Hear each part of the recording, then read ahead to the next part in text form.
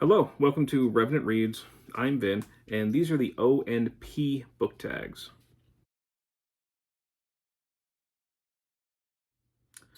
So both of these tags were created by Jim over at Jim's Books Reading and Stuff. He created these a few months ago. I didn't have time to do them then, but I have time now, and I wanted to do them.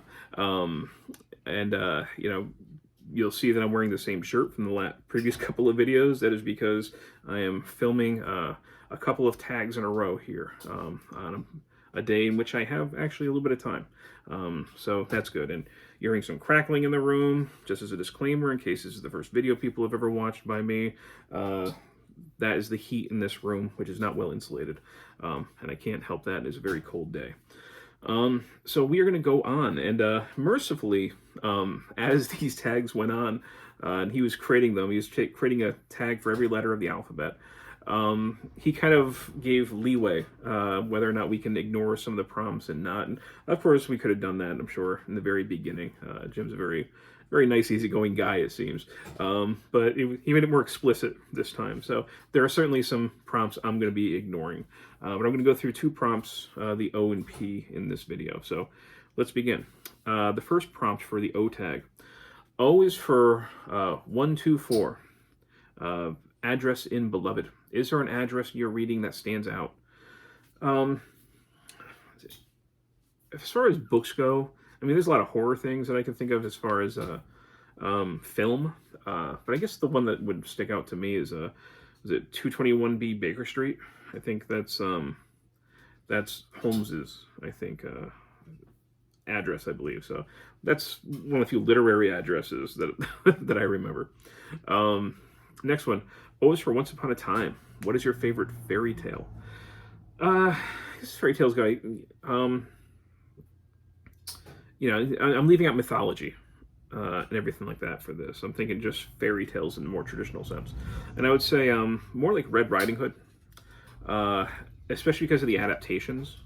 I think my favorite adaptation is The Company of Wolves, the film from 1984 that is very whimsical and fairy tale-like, but also has an awesome werewolf transformation. I always see lists of people talking about the best werewolf transformations on TV, and they always talk about, of course, An American Werewolf in London and all that stuff, and those are all terrific, but this is a movie that's always getting looked over, and I think that it's actually very good. And it was adapted from The Bloody Chamber, the short fiction collection by Angela Carter, which I'd like to read. I have not read it yet.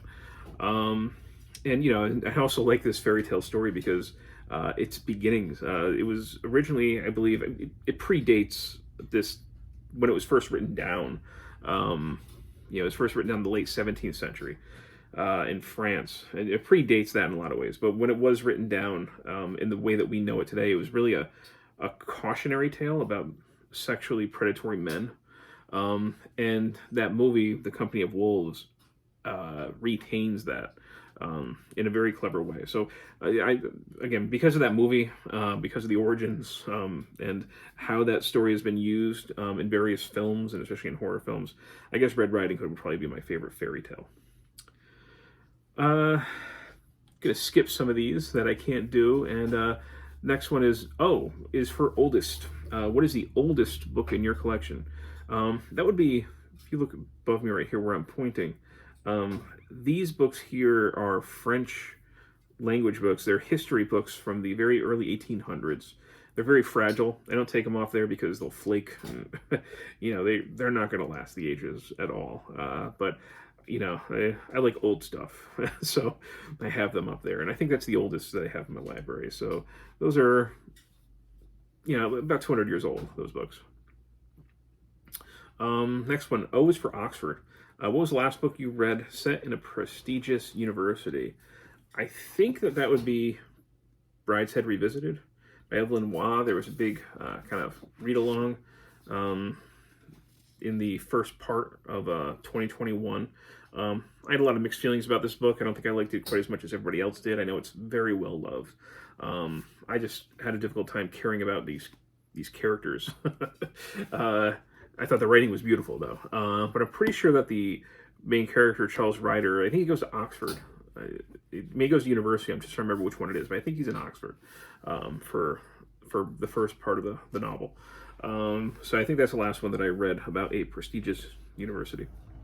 O is for Ovid. Have you read Ovid's Metamorphoses? And no, I have not, but I do want to. And O is for original. Have you created any original tags? No, I have not. You know, I haven't given it serious thought. I'm sure I will at some point down the road. I just haven't been in the headspace to do it at this point. And he does have some extra additional prompts, alternative prompts as well that we can do, and I can do that. O is for opening lines. Do you have any favorite opening lines? I would say Vladimir Nabokov's Lolita, that whole first little tiny chapter that opens up where he's reflecting on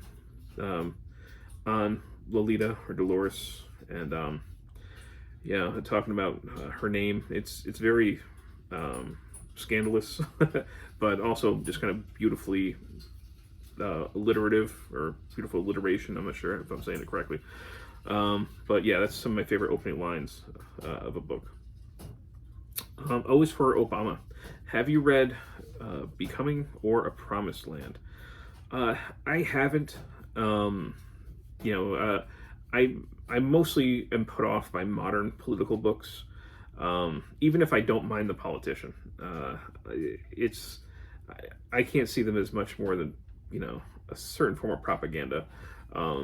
So yeah, I'm not attracted to that kind of reading. O is for offensive. Does profanity bother you when you read it? I'm tempted to say swear right now, just to prove that I don't, or that I'm not bothered by it. But I do try to keep this channel PG-13. So no, I'm not bothered by. I'm not bothered by it at all. Sometimes it's unnecessary. I wouldn't say I'm bothered by it, but you know, I don't think it has to be there all the time. O is for Oprah. Have you read or started a book because of a celebrity endorsement? No. And that is it for the O tag. We're now moving on to the P tag. So the first prompt for the P tag, again, the first one that I'm doing, because the first one I can actually answer, is P is for pilgrimage. Have you made a pilgrimage, literary or religious? Yes. I'm not a religious person. I have not made any religious pilgrimages at all, but certainly literary, yeah. I did go to the death chamber of John Keats when I was in Rome, right by the Spanish Steps. I did visit Carl Sagan's grave. You know, I've always loved his books. I visited that over the summer when I was going through Ithaca, New York. And I guess, yeah, I've been to other places like the House of Seven Gables, you know, over in Salem, Massachusetts. I kind of think of like the Dakota Building in New York City, you know, the site of, you know, Rosemary's Building and Rosemary's Baby. You know, kind of stand in for that. It's kind of one. But yeah, I mean, I'll stop at places and I'll see them, certainly. P is for play. What is your favorite play? I reread over the summer Macbeth. I do really like that. It just kind of ticks all my boxes. Certainly.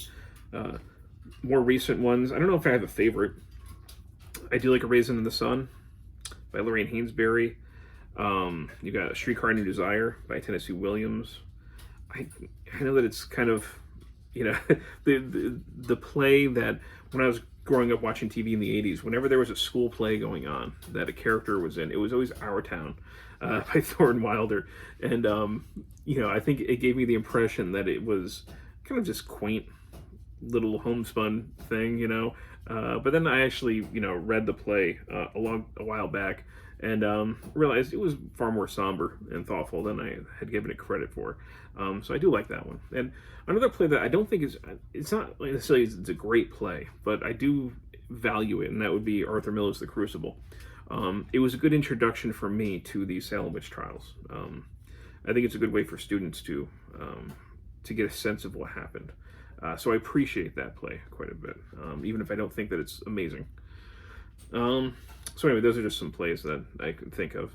And one that I used to really like as a kid, and I haven't read it as an adult, is Cyrano de Bergerac. I'll have to go back and read that one and see if I still like it.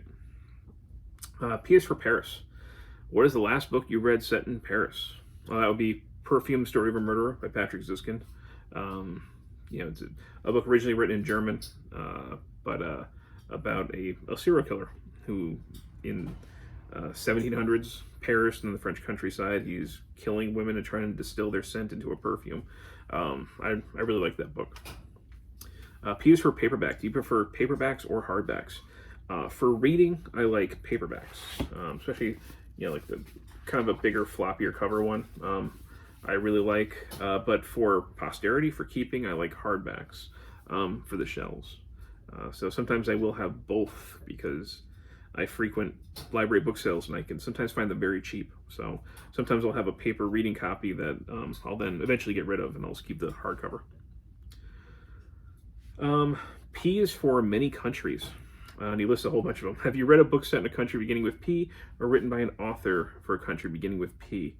I did read one for Portugal, The Last Day, Wrath and Ruin and Reason in the Great Lisbon Earthquake of 1755 by Nicholas Schrady, and I read that I guess in the beginning of last summer, I believe. But it talked about, of course, the terrible earthquake that struck Lisbon, but also how it helped to basically usher in the Enlightenment into the country that was kind of very stubbornly staying behind with a Catholic Inquisition.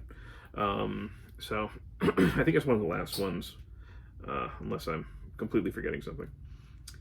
P is for pandemic. Have you read any books about pandemics? Mostly just zombie ones.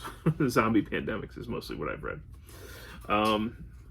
Okay, and we have some alternative or extra prompts. P is for poetry. Do you have a favorite poem you can recite? There once was a man from Nantucket. No, I'm not going to do that one. I'm just kidding. I used to be able to recite John Keats's When I Have Fears.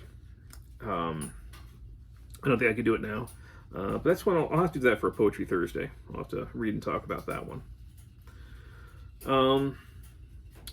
Let's see. And of course, I've written my own poetry and I can recite some of that, but I'm not going to do that and subject my viewers to that. P is for politics. Do you enjoy political books? This kind of goes back to one of those earlier prompts. Not current politics. I don't really read those. I'm not attracted to those. I'd just read more news articles and editorials and things like that, longer think pieces rather than political books. I don't generally trust books that deal with too recent politics. P is for philosophy. What is your reading philosophy? Why do you read books? Why do you read the books that you do? I say because I like to learn. I want to expand my knowledge and my perspectives. If I'm reading fiction, especially older fiction, I read them for entertainment on the one hand, but as historical texts on the other. I like to gain insight into cultures and time periods and, do so based on their writing. That's why I think I tend to read rather diverse types of books because of that. I don't stick to one genre or subject, but I bounce around a lot, even if I have favorite topics that I return to. But really, it's about me learning. I kind of think I'm a student in life. I'm always learning, and books are the way to do it. So that's why I read. And skipping down to the last one is P is for Patton. Who, in your opinion, is the most successful military leader? This is a tough one to answer. The one that kind of comes to mind is Scipio Africanus. I mean, he basically conquers Spain. He, defeats Hannibal at the Battle of Zama. He achieved quite a bit militarily, and Hannibal's one of my favorite people to read about. But I can't deny that Scipio Africanus ended up winning that war. He's my answer for that. I don't know if he's the best answer, but it's the one that I'm going with. And that is it. Those are the O and P tags. So once again, thanks to Jim from Jim's Books, Reading and Stuff for creating these. And as always, thank you, BookTube.